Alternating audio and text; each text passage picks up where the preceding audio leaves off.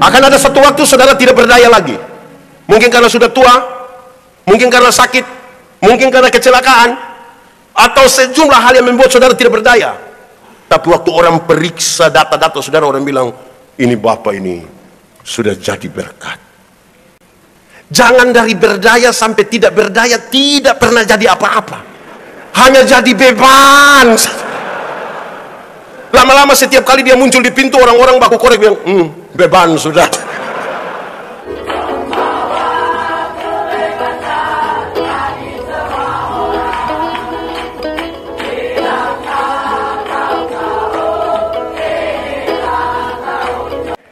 Bapak Ibu Saudara-saudara, dalam sukacita kita di hari ini, pertemuan raya kedua Kaum Bapak GKI Indonesia.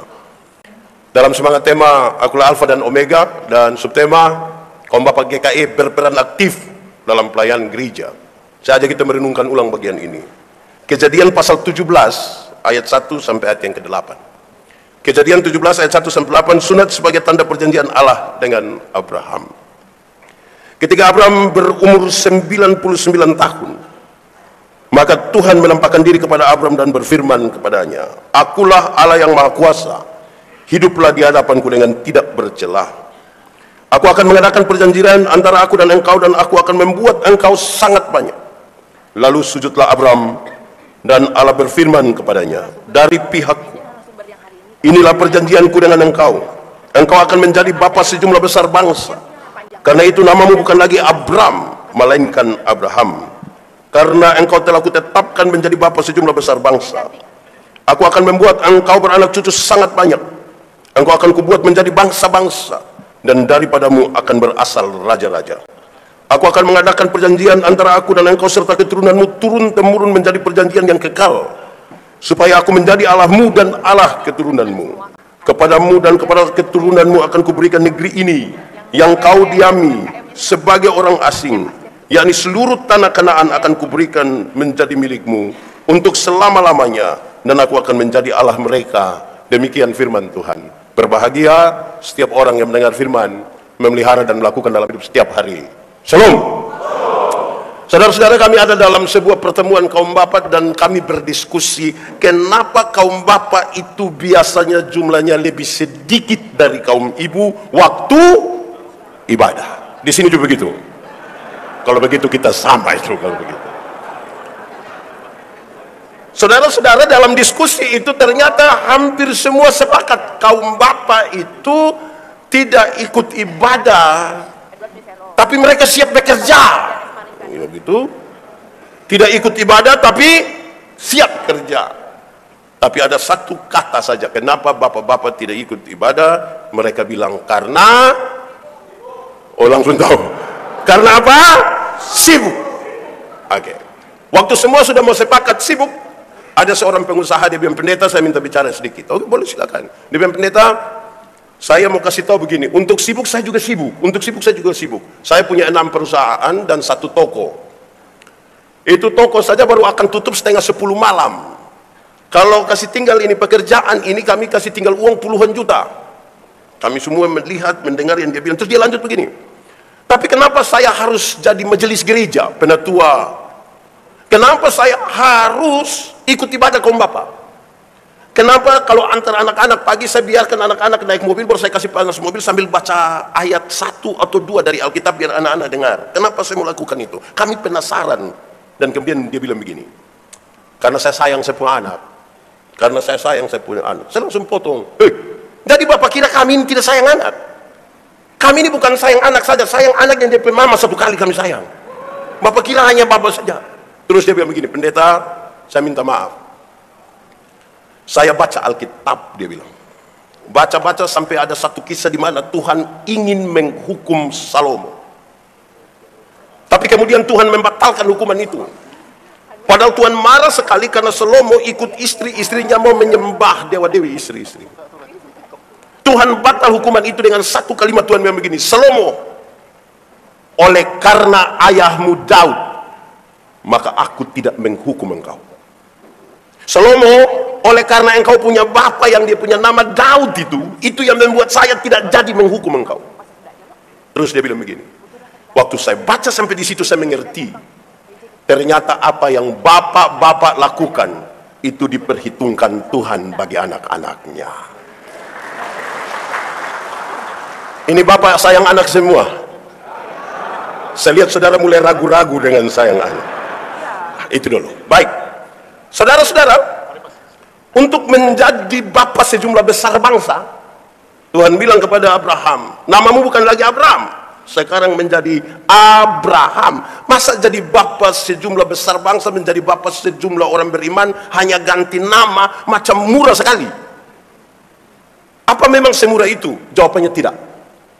Jawabannya tidak. Tapi perubahan nama dari Abraham menjadi Abraham itu sebuah titik balik, sebuah proklamasi bahwa masa lalu tidak bisa dirubah, tapi sekarang masa depan mau dirancang di dalam nama Tuhan. Masa lalu tidak bisa dirubah, tapi sekarang masa depan mau dirancang di dalam nama Tuhan. Karena ada janji Tuhan yang luar biasa di situ. Mari kita pelajari lebih duluan hal-hal ini. Satu, Abraham. Setiap kali menyebut nama Abraham, orang tahu kalau Abraham itu orang kaya di kampung. Karena dia orang kaya di kampung, itu pasti tanah luas, punya budak banyak, punya hewan banyak, punya segala macam di sana. Sekarang Tuhan bilang, pergilah ke satu tempat yang akan kutunjukkan kepadamu. Supaya apa? Di tempat baru itu tidak ada tanah satu jengkal juga. Tidak ada tempat di mana dia harus bersandar kepada siapapun yang menjadi keluarganya. Di tempat baru itulah dia belajar bersandar kepada Tuhan. Sama-sama 1, 2, 3, belajar bersandar kepada Tuhan. Kalau kita mau bilang Tuhan itu yang awal. Saya belajar dari anak-anak di kampung yang nakal-nakal. Dorang di kampung itu nakal-nakal. Jago sekali. Tapi ketika sampai di kota, malam mau tidur, anak-anak mabuk datang bilang, bangun, cek. Itu jago hilang. Dia pulang kembali ke kampung, ada anak-anak mau tahan dia, dia bilang, ade, kakak sulewat yang begitu, kakak sulewat itu. Apa maksudnya? Saudara dengar ini. Makin jauh berjalan dengan Tuhan, baru kita bisa menyadari ternyata kita tidak bisa bersandar pada apa-apa, hanya kepada Tuhan. Saudara, pernah jalan kaki? Kalau saudara jalan kaki, bisa, tapi jaraknya dekat. Karena jarak dekat, kekuatan penuh ada pada kita. Orang lain kita tidak butuh, bahkan Tuhan pun kita tidak butuh, karena dekat. Ibu-ibu bisa pakai high heels tinggi begini. Tapi coba lebih jauh sedikit. Naik motor. Pernah naik motor? Ojek pernah? Kalau itu anak lari ke pasar, dia gas agak kencang sedikit, saya yakin yang di belakang akan bilang, ade, pelan sedikit. Kenapa? Kita punya dada, tidak bisa.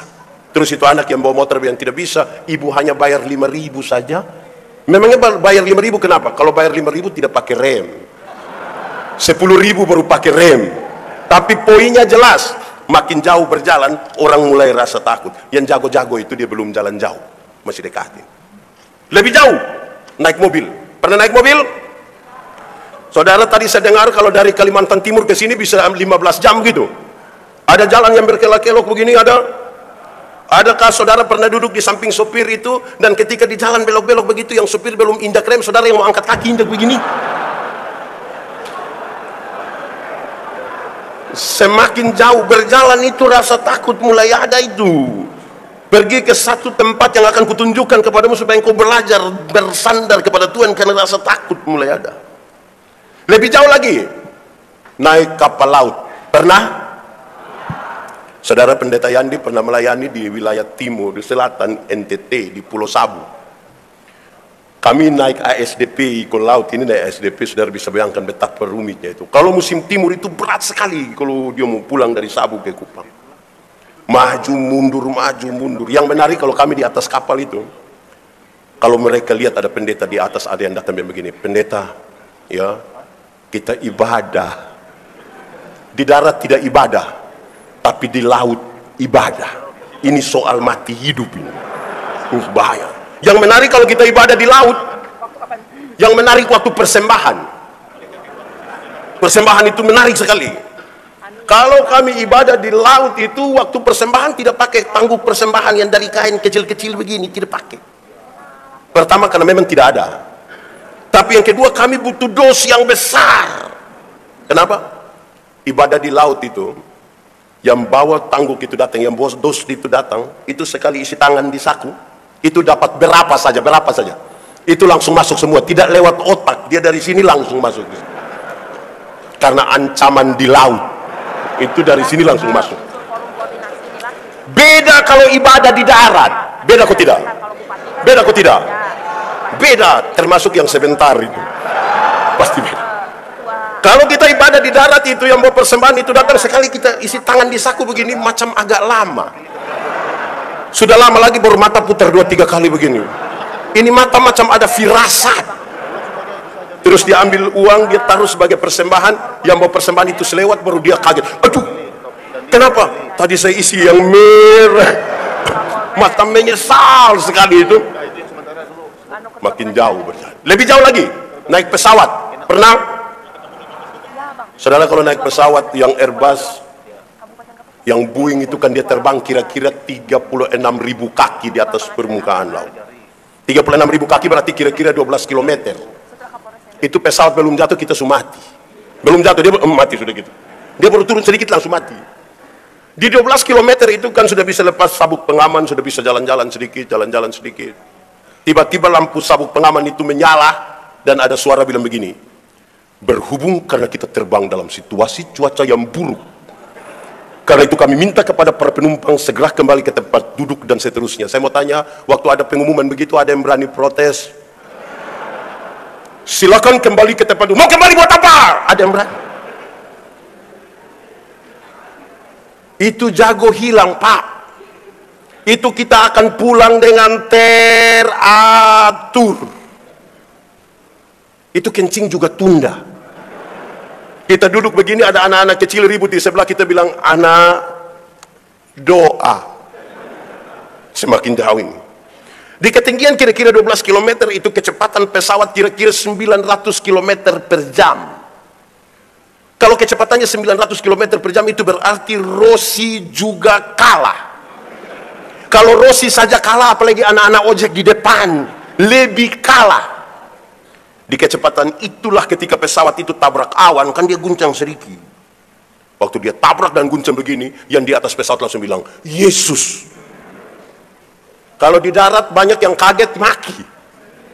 Saya belum pernah dengar ada orang maki di atas pesawat, belum pernah ada. Ada kaum bapak biasa maki? Kumpul uang, beli tiket, suruh berangkat bulan Januari. Panas, hujan angin itu. Saya yakin pula dia rajin ibadah itu. Makin jauh berjalan, engkau belajar bersandar kepada Tuhan. Itu satu dulu. Kedua, Abram. Setiap kali menyebut nama Abram, orang tahu kalau Abram ini suami yang tidak setia. Menunggu lebih dari 20 tahun istri tidak melahirkan, ini tidak hamil. Dia setuju pada usulan istrinya.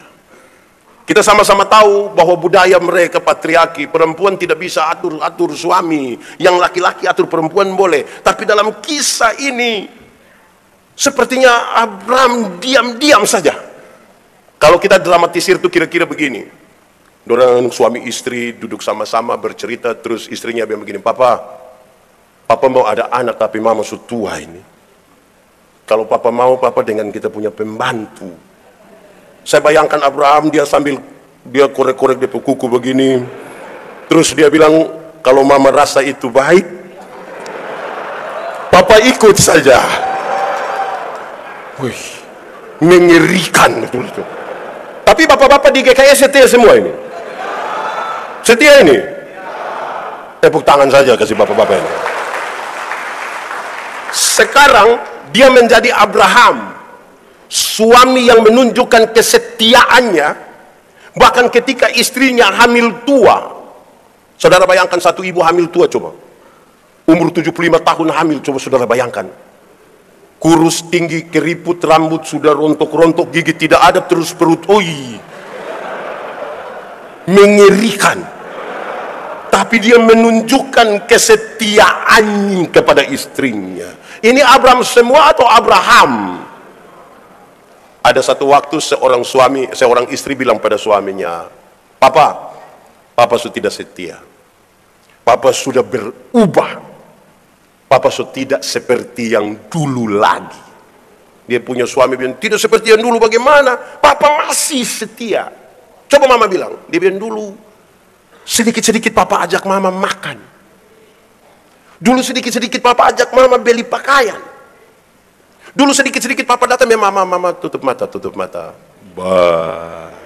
Sekarang papa sudah tidak begitu lagi, papa sudah tidak setia. Terus suaminya bilang begini, mama, coba mama pikir baik-baik. Nelayan mana? Nelayan mana yang kalau sudah dapat ikan dia masih buang umpan? Istrinya bilang, oh jadi selama ini papa hanya umpan-umpan mama. Jadi selama ini papa pikir mama ikan. Malam pas mau tidur, istrinya masuk kamar, kunci pintu, kasih mati lampu. Suami datang mau buka, tidak bisa. Mama, yo, buka pintu dulu. Tidak. Mama, sudah papa tidur di luar. Mama, kenapa buat papa begini? Kita dua kan suami istri. Kenapa buat papa begini? Kenapa kunci pintu? Istrinya bilang begini, papa, coba papa pikir baik-baik. Nelayan mana? Nelayan mana yang mau tidur dan dia punya ikan? Kesetiaan itu komitmen sehari demi sehari. Kesetiaan itu komitmen diri orang lain dan melibatkan Tuhan. Dan sekarang dia menjadi Abraham. Ada banyak suami ini yang masih muda rajin gereja. Masih muda belum menikah, jemput pacar bawa ke gereja. Setelah menikah dia malas gereja, dia tidak pergi, istri pergi sendiri. Pendeta bilang, Bapak, kenapa hari Minggu kasih tinggal istri sendiri pergi ke gereja? Kenapa Bapak tidak pergi? Terus dia bilang begini, pendeta, waktu pendeta kasih nikah saya dengan istri, kami dua telah menjadi satu.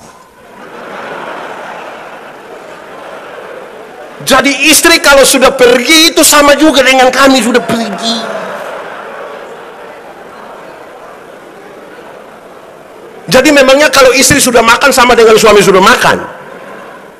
Saya suka bilang begini, ada satu kalimat saya suka ucapan, saya bilang begini, masuk surga itu seperti pergi ke WC, tidak bisa diwakilkan, masing-masing akan pergi sendiri. Tidak mungkin ada yang tanya, Pak mau kemana? WC, setitip Pak. Tidak bisa, masing-masing pergi sendiri. Tapi istri-istri juga sama. Ibu-ibu ini cantik-cantik datang gereja sendiri. Terus pendeta tanya, ibu, mana suami? Terus dia bilang, aduh pendeta tahu sendiri. Sudah tahu suami begini, kenapa ambil resiko? Setia. Ketiga, Abram. Setiap kali menyebut nama Abram, orang tahu kalau Abram itu bapa yang tidak bertanggung jawab. Ismail tidak pernah minta dilahirkan, tidak pernah. Ini kesepakatan antara mereka suami istri. Dan sekarang anak ini belasan tahun dia setuju ketika istri bilang usir mereka. Ini bapak bagaimana ini? Tidak ada tanggung jawab. Sekarang dia menjadi Abraham. Bapak yang menunjukkan tanggung jawabnya bahkan ketika dia membawa anaknya sampai di altar di Moria untuk dipersembahkan kepada Tuhan. Ini benar-benar dia menjadi sesuatu yang baru. Saudara, ada satu dua orang tua datang ke saya bilang begini, pendeta, yuk, mau ajar bagaimana ini anak dorang. Pukul sudah, marah sudah, ikat sudah, usir sudah. Tapi ini anak terus begini nakal, tidak tahu dia ikut siapa. Saya bilang mau ikut siapa? Kalau bukan ikut dia punya mama, ikut dia punya bapak. Masa ikut saya? Terus saya kasih tahu, Alkitab memberi pesan yang menarik. Supaya anak-anakmu jadi baik, lakukanlah 3 hal ini secara bertanggung jawab. 1, panggil mereka dengan nama yang baik. Sama-sama, 1, 2, 3. Panggil mereka dengan nama yang baik. Nanti mereka jadi baik. Joni, Jenny, Tinu, itu pokoknya sebut saja dengan nama yang baik. Nanti mereka jadi baik. Kenapa? Saya tidak tahu di Kalimantan, tapi di banyak daerah masih ada orang tua panggil dia punya anak bilang, "Hei babi." Di Kalimantan ada? Ada juga. Dari resort mana dia itu? Bapak-bapak, jangan panggil anak babi. Pertama karena memang tidak boleh. Yang kedua kalau dia punya anak babi, dia pun bapak. Panggil mereka dengan nama yang baik, nanti mereka jadi baik. Amin. Kedua, berikan kepada mereka makanan yang baik. 1, 2, 3. Berikan kepada mereka makanan yang baik. Makanan yang baik itu bukan soal 4 sehat 5 sempurna. Makanan yang baik itu bukan soal nasi basi atau tidak. Makanan yang baik ialah uang hasil judi jangan kasih makan istri anak. Jangan. Di sini ada bapak-bapak biasa judi. Saya lihat saudara macam sepakat sekali tuh. Uang hasil judi itu tidak usah kasih makan istri anak. Tidak usah lagi bertanya pada pendeta, biar pendeta, bolehkah tidak kalau uang hasil judi kami bawa sebagai... Tidak usah tanya, tidak usah. Uang hasil judi jangan kasih makan istri anak. Tidak akan jadi darah daging itu. Di sini biasa paling banyak judi apa ya? Judi apa? Togel. Isi hanya sipit. Oke. Kedua, uang hasil korupsi jangan kasih makan istri anak. Uang hasil rampasan, hasil tipu, jangan. Cukupkan dirimu dengan apa yang ada padamu. Berbahagialah engkau dan baiklah keadaanmu. Tidak usah paksa. Begitu. Istri-istri juga, ibu-ibu, jangan terlalu paksa suami. Kami suami ini sayang ibu sekali.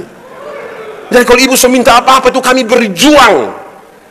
Ini suami baru pulang dia langsung bilang, dorang tetangga saja sudah ada motor baru. Yang sudah beli. Besok pulang bilang, dorang di sebelah sudah ada sofa baru. Beli. Dorang datang lagi, masa dorang di sebelah sudah ada televisi baru. Beli. Hari Kamis papa pulang, ibu bilang, papa, yo, pak di sebelah sudah ada istri baru. Mau. Jadi cukupkanlah diri dengan apa yang ada. Ketiga, berikan kepada mereka ajaran yang benar. Sama-sama, 1, 2, 3. Berikan kepada mereka ajaran yang benar. Anak-anak itu belajar cepat, mengulang apa yang mereka lihat, apa yang mereka dengar. Kalau bapak biasa pukul istri, kita melahirkan seorang anak laki-laki yang anggap remeh perempuan. Kita melahirkan seorang anak perempuan yang takut lihat laki-laki. Di sini ada bapak-bapak biasa pukul istri. Saya balik pertanyaannya. Ibu-ibu yang biasa kena pukul dari suami, coba angkat tangan. Jangan. Berani angkat tangan pulang kena pukul ulang lagi, siapa tanggung jawab? Janganlah, jangan. Jangan pukul-pukul istri. Bapak biasa mabuk, anak pasti mabuk.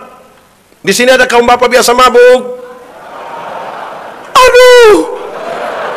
Paling banyak minuman di sini apa? Kalau di NTT itu Sopi, di Manado cap tikus. Di sini hafal sekali. Ada orang tanya saya, pendeta, yo, boleh minum Sopi atau tidak? Saya bilang saya tidak tahu lah. Pendeta apa kita tanya bukan jawab tapi bilang tidak tahu. Saya bilang ada legenda Yunani tentang pohon anggur. Legenda ialah cerita yang latar belakangnya kita tidak tahu tidak apa-apa, tapi pesan-pesan moralnya perlu kita pakai. Legenda itu bilang begini, pengusaha anggur yang pertama di dunia ialah Nuh. Siapa? Waktu Batra itu kandas di Ararat, air surut, Nuh langsung tanam anggur. Hari pertama, hafal, dia siram pakai darah domba. Darah apa? Hari kedua Nuh siram pakai darah singa. Darah apa? Hari ketiga Nuh siram pakai darah monyet. Darah apa? Dan hari keempat Nuh siram pakai darah babi. Darah apa? Orang bilang, Nuh, apa arti itu semua? Nuh bilang begini, kalau engkau minum satu seluki, tadi pakai darah apa? Domba. Maka engkau akan tulus seperti anak domba. Karena itu tempat minummu di perjamuan kudus. Perbuatlah ini menjadi peringatan akan aku. Kalau berapa seluki? 1. Kalau engkau minum 2 seloki tadi pakai darah apa? Singa. Maka engkau akan kuat seperti singa. Karena itu tempat minummu di pinggir-pinggir kebun. Orang tua dulu itu kalau mau masuk kebun, 2 dulu. Keluar 2. Mau tidur, 2 dulu. Mau bangun, 2. Sebentar ada yang mau 2, pasti orang pinggir-pinggir sedikit di situ. 2. Ini. Kalau engkau minum 3 seloki, tadi pakai darah apa? Monyet. Oh, itu tempat minumnya di atas pohon. Lebih banyak goyang-goyang begini, angin kencang kan. Itu belum minum miskin. So 3 seloki su goyang-goyang, dia ambil tahan. Dan saudara tahu di 3 seloki itu cerita tinggi, suara tinggi, isinya juga tinggi. Dan Ada banyak istri kena pukul di 3 seloki itu. Ada banyak itu yang kena pukul di 3 seloki. Kalau engkau minum 4 seloki, tadi pakai darah apa? Babi. Permisi, minta maaf. Lihat babi itu. Makan di mana, tidur di situ, muntah di situ, kencing di situ, semua di situ. Orang tanya saya, jadi pendeta kita berapa? Kau pilih sendiri, kau pilih sendiri. Terus saya tanya, jemaat, di sini tidak ada jemaat. Jemaat, minum air susu itu baik atau tidak? Baik kalau 1 gelas. Coba minum air susu 1 ember. Bisa gila itu. Barang yang baik saja melewati batas bisa masalah, apalagi pendeta. Kami di sini 1 seloki saja pendeta, tapi ulang-ulang. Ini repot. Ini repot nanti ini. Ini jadi repot. Nah, itu 3 hal. Sekarang Abram.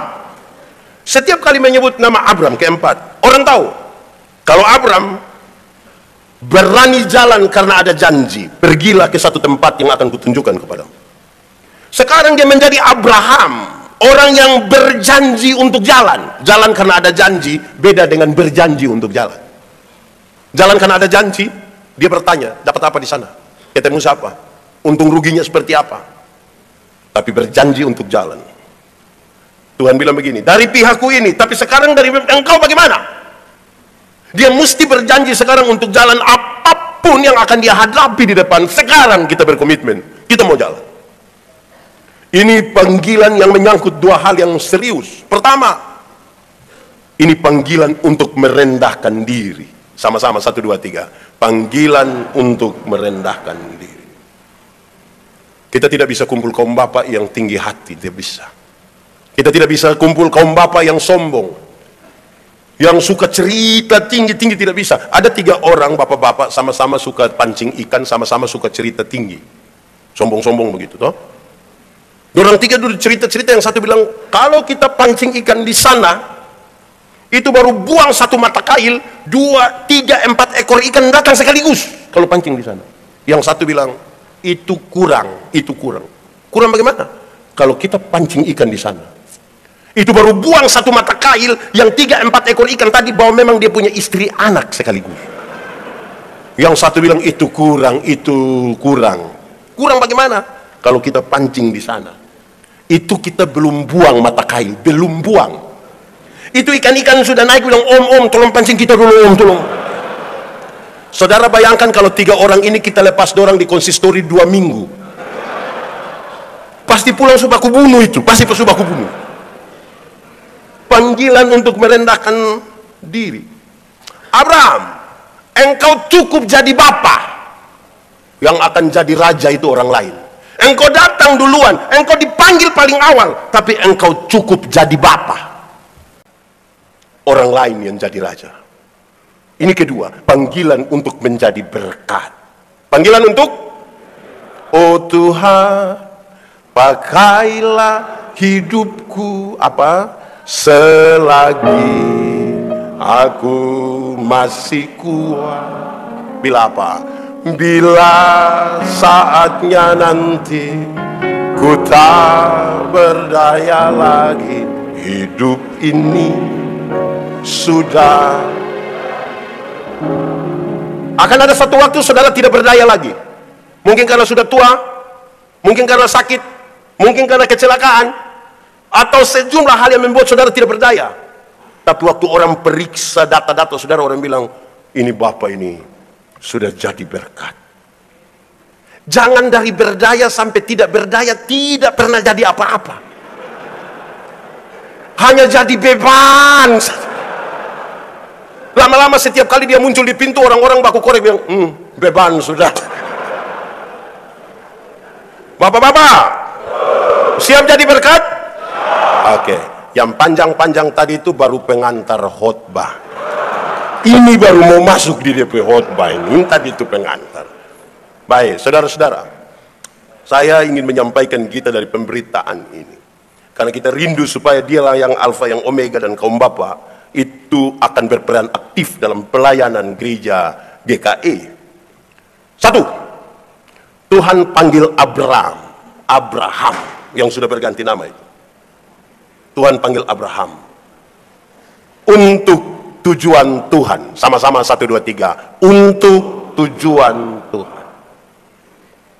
Kita aktif di gereja, kita melakukan apapun hanya untuk tujuan Tuhan. Pendeta, tujuan Tuhan itu apa? Mendatangkan tanda-tanda kerajaan Allah di tengah-tengah dunia. Itu tujuan Tuhan. Tujuan Tuhan itulah yang sekarang kaum Bapak GKI dipanggil menyatakan tanda-tanda kerajaan Allah di tengah-tengah dunia. Paling tidak dalam wilayah pelayanan GKI di seluruh Republik Indonesia. Saya mau tanya kita, jemaat, surga lebih baik atau dunia lebih baik? Surga atau dunia lebih baik? Yakin? Aman? Berarti surga lebih baik dari dunia? Amin? Kalau begitu siapa mau pergi sekarang? Ada yang mau pergi sekarang? Ada? Belum? Saudara tahu? Belum waktu Tuhan, pendeta. Oh iya, kita belum pergi ke surga yang lebih baik dari dunia. Tapi tanda-tanda kerajaan surga sudah harus terjadi di sini, di tempat di mana kita tinggal. Di tempat di mana kita bergereja. Di tempat di mana kita bekerja. Tanda-tanda kerajaan surga itu sudah ada. Pendeta, tanda kerajaan itu apa? Kerajaan bicara tentang pemerintahan. Kalau di gereja, di rumah, di tempat kerja ada pemerintahan Allah, berarti ada kasih di sana. Karena pemerintahan Allah itu ditegakkan di atas kasih. Ada keberpihakan di sana. Ada peduli. Ada kerja keras yang membuat dunia ini mesti damai. Bapak-bapak tidak boleh menjadi sumber masalah dalam gereja. Bapak-bapak tidak boleh jadi sumber persoalan di rumah. Harus ada tanda kerajaan Allah yang terjadi di rumah. Amin kah? Bapak-bapak siap? Siap kalau bunuh ayam, bapak-bapak cukup dapat dia punya kuku. Kadang-kadang sudah bunuh ayam ini, bapak dapat paha, dapat dada. Dia punya anak umur 6 tahun, dapat leher dan kaki. Terus dia punya mama bilang, ini isap-isap enak adek, enak sekali. Kasihan ini. Tidak ada tanda kerajaan di situ. Tidak ada itu tanda penindasan itu. Tidak ada kesejahteraan di situ, tidak ada itu. Bapak-bapak siap berkorban? Bapak-bapak ini dulu waktu masih kuliah itu dia punya kos rapi sekali. Tapi sayang ketika menikah, ibu berangkat untuk pertemuan kaum wanita gereja 2 hari saja. Itu pulang periuk sudah di depan jalan. Bapak-bapak ini kadang-kadang bilang, mama, yo tolong papa, ambil apa? Ambil remote, di mana? Ini 50 senti. 50 senti. Tanda kerajaan tidak ada itu. Tidak ada itu. Oke. Tuhan panggil untuk tujuan Tuhan. Tapi saudara tahu, tujuan Tuhan bisa saja bergeser menuju pada tujuan kita. Bagaimana tujuan Tuhan bergeser pada tujuan kita? Waktu kita mulai merasa pantas. Di gereja Masih Injil di Timur, tempat di mana saya melayani. Ketika ditempatkan pertama kali menjadi pendeta, setelah ditabiskan, kami harus menandatangani satu surat bersedia ditempatkan di mana saja dalam wilayah pelayanan gereja Masih Injil di Timur. Kami tanda tangan. Habis itu doa, tarik lot, dapat mana berangkat. Waktu baru penempatan pertama itu, waduh, kami punya pelayanan, terutama saya punya pelayanan itu luar biasa. Ada satu hari ada syukuran itu, syukuran orang di Tegukan Sidi baru itu, saya pimpin 18 kali. Itu mungkin tambah makam puji mungkin ya, tapi banyak. Orang lihat, orang bilang, pendeta mesti macam pendeta Yandi ini. Pendeta yang rajin begini mesti dapat di tempat yang di situ. Pas satu periode kami mutasi. Ternyata saya dapat di satu tempat lebih kampung lagi, fasilitas. Terus saya berpikir, loh kenapa pendeta yang didapat di sini bukan di situ? Saudara lihat, pergeserannya kecil sekali ketika kita mulai merasa diri pantas.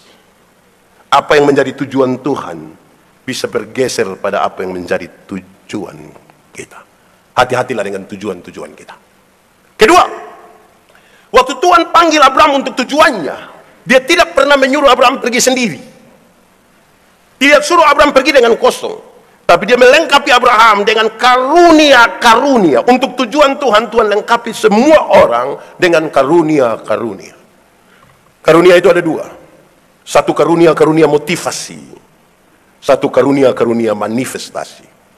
Karunia motivasi itu seperti berkhotbah, mengajar, menyanyi, mendampingi orang, memotivasi.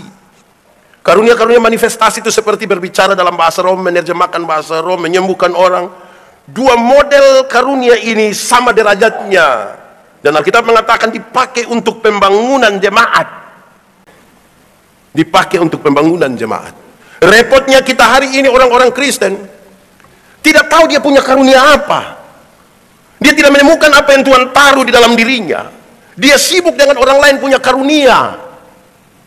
Ada yang sudah dapat, dia tahu dia punya karunia apa, tapi tidak pakai dalam gereja. Tidak pakai.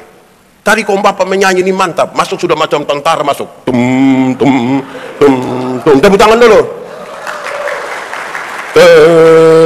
Tenang mendayu. Dia beref bilang apa lagi? Mantap tuh. Kadang-kadang pendeta berkhotbah di gereja, pendeta bilang, kaum bapak ada paduan suara, ada vokal grup, ada. Orang bilang, no. Tapi kalau bilang gubernur Kalimantan Tengah dan ketua sinode GKI akan beribadah bersama-sama di gereja apalah begitu GKI. Aduh, solo dia, duet dia, vokal grup dia, paduan suara dia, tari-tarian dia. Ini karunia makam puji. Ini tidak baik bagi sebuah gereja. Itu justru lebih banyak menghancurkan. Itu serius itu. Jadi Tuhan lengkapi kita dengan karunia untuk sampai pada tujuan Tuhan. Ketiga, Tuhan panggil Abraham duluan memang. Tapi dia izinkan ada pengalaman perjumpaan dengan Tuhan yang beda-beda. Yang berbeda-beda. Supaya dia mengerti bahwa Tuhan itu betapa luas, betapa hebat, betapa dahsyatnya Tuhan. Supaya dia dimungkinkan belajar dari orang lain. Cara Tuhan berjumpa seorang pendeta, beda Tuhan berjumpa dengan seorang bapak, beda Tuhan berjumpa seorang ibu rumah tangga, beda Tuhan berjumpa anak sekolah, beda Tuhan berjumpa dengan banyak orang. Supaya perjumpaan yang berbeda-beda itu, ketika kita bercerita tentang perjumpaan itu, orang bilang ternyata Tuhan sangat hebat. Biarkanlah ada sesuatu yang berbeda. Siapa tidak mencintai perbedaan, tidak pantas tinggal di tengah-tengah dunia. Sebab apa? Sejak awal fakta kosmis telah menunjukkan bahwa segala sesuatu itu berbeda. Ada atas, ada kanan, ada panas, ada hitam, ada laki-laki, itu semua berbeda. Saya pernah kasih nikah satu pasang nikah. Yang laki-laki umur 64 tahun. Yang perempuan umur 20 tahun. Ngeri itu. Saya yakin jemaat yang hadir mereka bicara tentang beda usia yang signifikan itu. Bedanya berapa tahun? 44 tahun. Waktu berkhotbah saya bilang begini, dalam sebuah pernikahan beda usia tidak penting. Yang lebih penting adalah mereka harus beda jenis kelamin. Itu lebih penting. Untuk apa sama-sama umur 30 tapi laki-laki semua? Itu pakai bahasa ku pemilihan orang dua korek begini, tidak bisa begitu. Jadi biarkanlah berbeda. Jemaat, bapak-bapak, mari kita mengaku dosa. Kadang-kadang karena kita terbiasa karena kepala rumah tangga, kita bicara di rumah istri dan anak-anak dengar, maka kita mau di mana-mana kita didengar. Mendengar tidak mau. Nah bayangkan bapak-bapak 10 orang bapak yang di rumah didengar ini, mereka 10 adalah majelis gereja. Terus mereka 10 rapat. Menurut saudara kursi tidak patah. Jadi belajar mendengar orang. Ada bapak-bapak itu yang dia hanya kerja usul saja. Tapi kerja dia tidak datang. Di GKE ada. Ada juga. Ada yang di pertemuan itu dia suka bertanya dan bertanya begitu rupa sampai jawab kembali dia punya pertanyaan. GKE ada begitu. Ada bapak-bapak itu yang dia semua program dia mau supaya ada. Tapi itu orang punya sekikir tidak ada dua. Tidak pernah memberi untuk pelayanan ini. Dia hanya ada yang waktu kerja dia tidak ada. Pas makan. Tiba-tiba dia muncul. Ada juga. ternyata kita tidak beda-beda jauh. Hancur ini. Dan biarkanlah kita belajar berbeda. Jemaat, mengelola sebuah persekutuan yang mendatangkan tanda-tanda kerajaan Allah itu harus seperti kita makan kolak. Tahu kolak? Pernah makan kolak? Kolak terdiri dari ubi, pisang, santan, gula. Sudah jadi dia punya nama? Kolak. Waktu sudah jadi kolak, kita makan pisangnya. Masih rasa pisang atau tidak? Masih. Tapi ada cita rasa baru yang ditambahkan sebagai bagian dari sebuah kebersamaan. Tidak ada upaya untuk saling menghilangkan satu dengan yang lain. Tidak ada. Bisa berkumpul bersama-sama di panci, periuka, tupperware, kan dia bernama kolak. Tetap berkumpul di situ toh. Saya tetap Timur, ada yang Dayak, ada yang Sumatera, ada yang Jawa, ada yang Sula, macam-macam. Tapi kita tidak ada upaya saling menghilangkan satu dengan yang lain, kan? Bisa berkumpul. Atau siapa di antara orang GKE yang kalau dia mau makan kolak, dia pergi makan ubi di sana, pindah lagi makan pisang di sana, baru pindah dia minum santan di sana, terakhir dia datang duduk di atas kompor di sini. Bisa bergabung. Jangan kelola ini persekutuan ini seperti minum kopi. Tahu kopi? Pernah minum kopi? Mau minum sekarang? Tidak boleh, ada ibadah. Kopi itu terdiri dari apa? Kopi, gula, air. Sudah jadi dia punya nama? Lalu yang lain punya nama? Kopi itu terlalu egois. Kita semua tapi nama mesti dia. Kita semua nama mesti dia. Terlalu bikin diri inti. Tidak bisa begitu. Ini harus menjadi bagian dari kebersamaan. Jemaat, tahu tembok? Pernah lihat tembok? Mana itu tembok? Oh itu. Tembok terdiri dari apa? Semen, pasir, batu, air, besi. Sudah jadi begini, pasir kelihatan. Karena pasir tidak kelihatan, kita sepakat, kita garuk kasih keluar itu pasir. Boleh? Dalam sebuah kebersamaan, saudara mungkin tidak kelihatan, tapi bukan berarti tidak penting. Dalam sebuah kebersamaan, saudara mungkin kelihatan, karena badan besar, tapi bukan berarti orang lain tidak penting dalam sebuah kebersamaan. Oke, berikut. Ketiga, satu, tujuan Tuhan. Dua, dilengkapi dengan karunia. Tiga, belajar dari orang lain. Keempat, fokus. Sama-sama, satu, dua, tiga. Dunia ini ada banyak pekerjaan untuk kita dipanggil datang menyatakan tanda-tanda itu, kerajaan ini. Tapi masing-masing mesti fokus. Ada banyak orang tidak fokus dengan dia punya pekerjaan, kasih tinggal pekerjaannya, dia urus orang lain punya pekerjaan. Dia tidak paham persekutuan. Saya pernah bilang begini, ada sebuah pengalaman dalam sebuah ibadah, saya yang khotbah, ada ribuan orang hadir. Terus waktu sebelum khotbah ada ruang kesaksian. Ada ibu-ibu satu bangun bersaksi bilang begini, ini waktu dia antara tidur atau tidak tidur, malaikat bawa dia ke surga. Ternyata surga itu bagus sekali, dia bilang. Saya bilang iya pasti bagus. Dia jalan-jalan keliling-keliling surga begitu, terus dia lihat di satu ruangan. Ternyata dalam itu ruangan itu penuh dengan mulut banyak sekali. Dia tanya malaikat, kenapa itu ruangan mulut semua? Terus malaikat bilang, oh itu mulutnya pendeta-pendeta. Hah? Mulut pendeta? Yo, pendeta-pendeta itu khotbahnya bagus, jadi mulutnya masuk surga, tapi kaki tangan ada di neraka. Woi, saya tersinggung betul itu. Saya tersinggung itu. Pas mau khotbah, saya bilang, ibu, kita dua selesaikan perkara tadi dulu. Saya bilang dia, ibu tahu pisau? Dia bilang tahu. Coba ibu ambil pisau, ibu potong ibu punya jari kelingking. Terus waktu darah keluar, ibu bilang begini, kau sudah rasa? Dia bilang tidak bisa. Nah itu, Alkitab kasih gambaran. Kita satu tubuh. Mata karena dia mata, dia tidak lebih penting dari telinga. Kaki tidak lebih penting dari tangan. Masing-masing menjalankan tanggung jawabnya supaya tubuh ini bergerak. Tidak ada yang lebih penting. Saya bilang, ibu, siapa yang malam-malam ketika perut sakit mau pergi ke WC, kaki bilang ke perut, maaf, pergi sendiri? Tidak bisa. Mesti sama-sama. Masing-masing dalam dia punya tugas kan. Alkitab akan mengatakan, kalau jari terluka mata menangis, dan kalau mata menangis tangan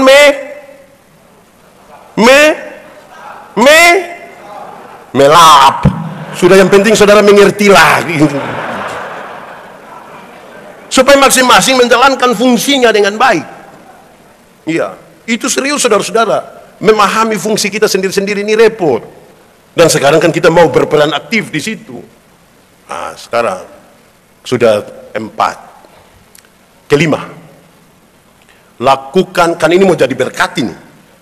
Lakukan hal yang berguna. 1, 2, 3. Saya langsung pada contoh saja di gereja saya. Ini hanya cerita, tidak usah pakai di GKE, tidak usah, karena kita punya pengalaman bergereja berbeda-beda. Tapi lakukan hal yang berguna ini serius. Di gereja tempat saya pimpin, saya bilang panitia hari raya gerejawi, tidak usah bikin pertandingan voli, tidak usah. Tidak usah bikin tarik tambang, tidak usah. Nanti Karang Taruna yang bikin itu, pemerintah yang bikin itu. Tidak usah. Kau yang paling banyak datang ikut tarik tambang itu, dia tidak pernah ikut gereja. Tidak usah. Lakukan saja hal yang berguna. Berguna, misalnya lakukan lomba menyanyi kidung jemaat dari nomor 1 sampai nomor 478. Nah, itu berguna. Itu berguna. Tidak usah makan kerupuk di situ, tidak usah. Karena ada jemaat ini, ada jemaat yang kita menyanyi makin dekat Tuhan kepadamu, walaupun saliblah mengangkat. Ada yang kita menyanyi dia hanya begini,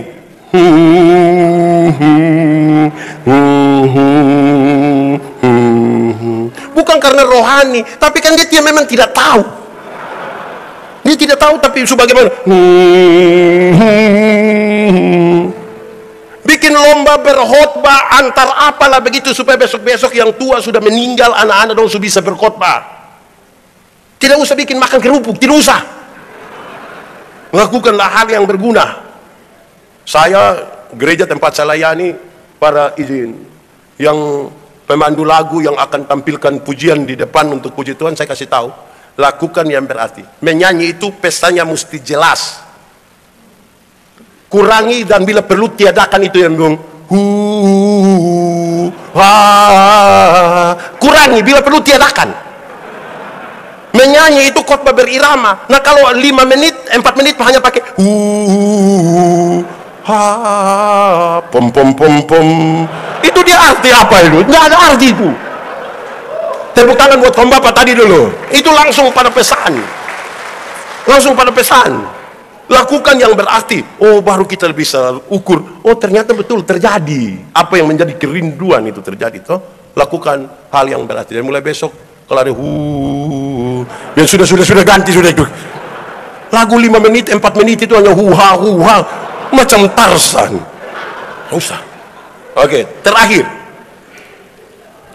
saya lihat saudara Sujenuto, tidak apa-apa. Baik, terakhir. Saudara, yang terakhir ini sebenarnya dia mesti yang pertama, tapi saya taruh dia di pertama, di terakhir, sebagai efek dari apa yang kita lakukan. 5. Tuhan panggil kita, panggil mulai dari kisah Abraham dalam teks yang kita baca tadi. Dia kepingin yang paling terakhir untuk mengalami ini. Kedewasaan spiritual. Sama-sama, 1, 2, 3. Kedewasaan spiritual. Dewasa itu ada 3. 1, dewasa biologis. Dewasa biologis itu waktu itu berat badan hanya 37, kok sekarang sudah 73. Itu dewasa biologis. Waktu itu pakai celana nomor 27 tidak ada masalah karena perut teratas saja. Sekarang perut macam ada 3, 1 di sini, 1. Itu dewasa biologis, siapapun bisa begitu, makan tidur, ya cocok gemuklah. Kedua, dewasa psikologi. Dewasa apa? Dewasa psikologi tidak tergantung umur dan berat badan. Umur 40 tahun, tapi kalau tukang tersinggung, sedikit-sedikit tersinggung, sedikit-sedikit tersinggung, sedikit-sedikit tersinggung. Tersinggung kok sedikit-sedikit. Tersinggung sedikit mau keluar dari GKE, mau bikin gereja, Pak. Ada juga di sini. Aduh. Di Kupang itu kalau ada orang suka tersinggung di banyak orang suka bilang begini. Badan besar tapi seperti anak-anak. Ketiga, dewasa spiritual. Dewasa apa? dewasa iman. Ada anak umur 3 tahun, ada mimbar berat 10 kg. Anak umur 3 tahun bisa pikul mimbar yang 10 kg? Tidak. 17 tahun kemudian, dia umur 20 tahun bisa pikul mimbar yang 10 kg? Yang berubah anak atau mimbar? Itu dewasa iman. Tidak meminta beban menjadi ringan, tapi dia meminta bahu yang semakin kuat. Orang dewasa iman tidak menangis, merengek-rengek minta masalah berubah. Karena dia tahu, kalau Tuhan izinkan ada masalah, Tuhan mengukur seberapa kuatnya dia. Selebihnya Tuhan tahu. Saya mau tanya, saudara punya masalah? Tidak usah omong. Saya lihat ini muka masalah semua. Masalah ialah kesenjangan antara harapan dan kenyataan. Masalah. Tapi orang dewasa iman tidak akan meminta untuk masalah berubah. Tidak. Dia tahu Tuhan punya kekuatan untuk menolong dia. Karena itu saudara-saudara, orang dewasa iman, dewasa spiritual, bukan soal berapa lama dia melayani Tuhan, berapa lama dia ada dalam persekutuan bergereja. Tapi orang dewasa iman itu hampir tidak akan meminta orang lain berubah. Tapi siapa yang berubah? Diri sendiri berubah. Kadang-kadang kita terlalu sibuk suruh orang lain berubah, lupa untuk rubah diri sendiri. Spiritualitas itu gerakan dari dalam keluar, bukan dari luar ke dalam. Yang di dalam itu adalah teologi, cara berpikir, cara pandang beriman kita terhadap Tuhan, teologi. Yang keluar itu adalah etika. Perjumpaan antara teologi dan etika itulah spiritualitas. Orang yang spiritualitasnya bagus, misalnya kan gerakannya dari dalam keluar. Dia lihat sampah, dan dia sampah itu tidak bagus, dia ambil saja. Karena gerakannya dari dalam keluar. Kalau yang dari luar ke dalam, dia lihat sampah begini, terus dia kasih tahu dia pun teman, pas saya mau ambil engkau foto. Itu bukan spiritualitas, pencitraan. Buanglah pencitraan, bangunlah spiritualitas. Saudara tahu, perusahaan-perusahaan, apalagi kita bicara di Kalimantan. Kalimantan daerah yang sangat kaya, Tuhan sangat memberkati tempat ini. Banyak orang ingin berusaha di sini, banyak perusahaan ada di Kalimantan. Perusahaan-perusahaan yang kerjanya sekuler saja. Dulu orang cari orang pintar, Evaluasi beberapa waktu ke depan ternyata pintar saja tidak cukup. Orang mesti punya emosi yang baik. Satu tindakan emosional yang tidak terukur menghancurkan seluruh kepintaran. Setelah mereka cari orang yang pintar dan emosi bagus, sekarang orang evaluasi dan temukan ternyata pintar secara intelektual dan emosi yang kuat saya tidak cukup. Dia butuh tambah satu, dia punya kecerdasan spiritualitas yang bagus. Supaya kemudian dia bekerja itu bekerja dengan baik, seperti untuk Tuhan dan bukan untuk manusia. Saya mengatakan, kalau itu kita lakukan, saya kira akan sangat bagus. Tidak hanya kelihatan baik. Saya berkhotbah di banyak bank di Indonesia. Saya bilang begini, ini ibu-ibu yang kerja di bank ini cantik-cantik semua. Mau lihat jauh, lihat dekat, tetap orang cantik. Pakai pakaian bagus-bagus lagi. Kerja di ruangan yang ber-AC tertata rapi sekali. Kita pergi bank ini macam kita tidak mau pulang, macam kita mau lihat-lihat orang terus begini. Kita baru naik tangga terakhir dengan santun sekali orang begini. Selamat siang, ada yang bisa kami bantu? Terus saya tanya orang, ibu-ibu, siapa di antara ibu-ibu yang bangun pagi ketika lihat suami pas bangun terus langsung dia bilang, selamat pagi, ada yang bisa kami bantu? Jadi lakukan sesuatu itu memang harus dengan spirit yang kuat, supaya tidak sekedar pencitraan. Dua hal pakai contoh dan saya akhiri khotbah ini. Kalau orang tolong kita terus kita bilang terima kasih, itu baik atau tidak? Baik atau tidak? Yakin? Amin. Kalau begitu saya mau tanya, suami-suami yang mana yang pagi-pagi ibu siap sarapan terus dia bilang terima kasih? Boleh angkat tangan?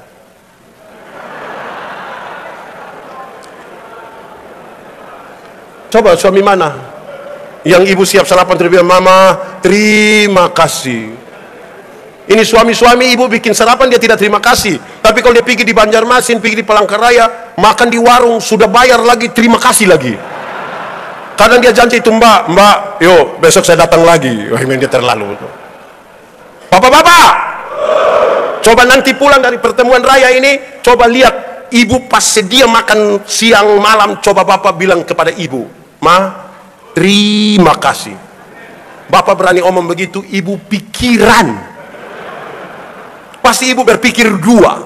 Pertama pasti ibu pikir begini, tidak tahu roh apa sudah naik di saya punya suami.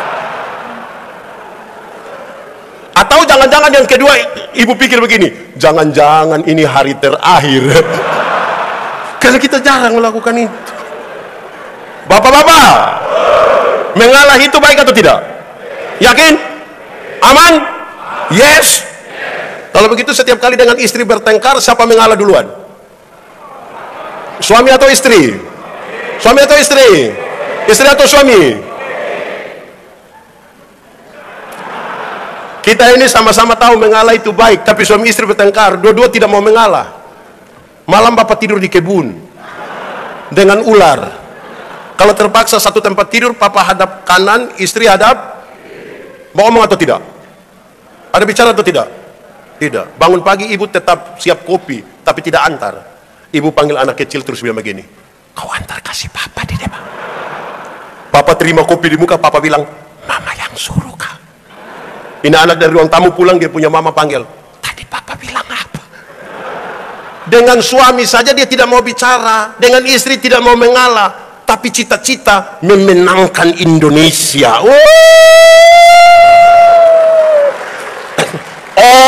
Omong kok